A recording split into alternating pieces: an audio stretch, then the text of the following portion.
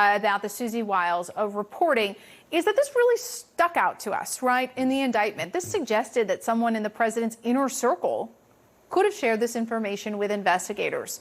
We know Wiles talked to prosecutors. We don't know, though, if she's the one who relayed this episode where she was shown a map. It's been suggested to us that maybe she wasn't necessarily the source of this information. How else would they know about this? It's hard to know exactly how else they may have known about it. They may have been interviewing multiple people for it. Someone like her is so critical because she could shed light on exactly what it was that Trump was rustling around in his hands and what he was saying about it. And if she actually got to see it, of course, that's going to be very significant evidence against him in terms of mishandling that type of national security information. Yeah, so far she's still on the campaign trail. She was traveling with him this weekend, so it appears, she's not fallen out of favor in Trump world yet, right? It's a revolving door, though. We know that. So we've also heard from multiple sources that the grand jury in Florida is still working, is still investigating. Does that surprise you at all? A little bit. It's not unheard of for the grand jury to continue work. There may be some additional leads. If there's obstruction going on after the indictment, they could be looking at that.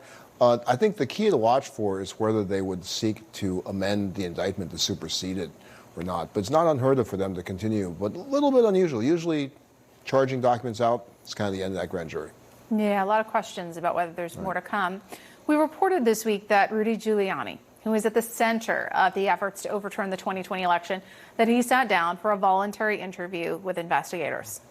Now, you're a defense attorney, a very good one. If Rudy Giuliani was your client, would you put him across from investigators without a proffer agreement, without any sort of assurances that he won't be prosecuted for what he could say?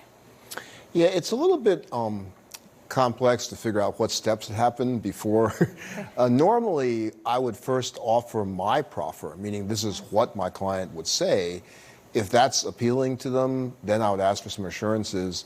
Usually, the type of protection you're alluding to is called a Queen for a Day letter. And that means it's reduced to writing and says that if he comes in, nothing he says today are you going to use against him. But it's not that much protection because they can still develop independent evidence to charge him. And of course, if he lies, they can charge him for that. But that's probably the kind of protection he had when he goes in. Very, very different from immunity, very, very different from agreeing to be a cooperator.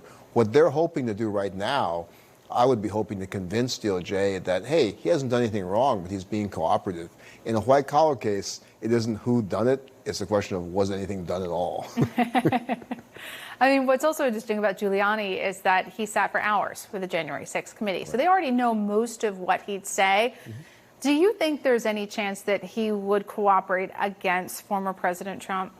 I think not for him. Everything changes, of course, if you really get charged with something.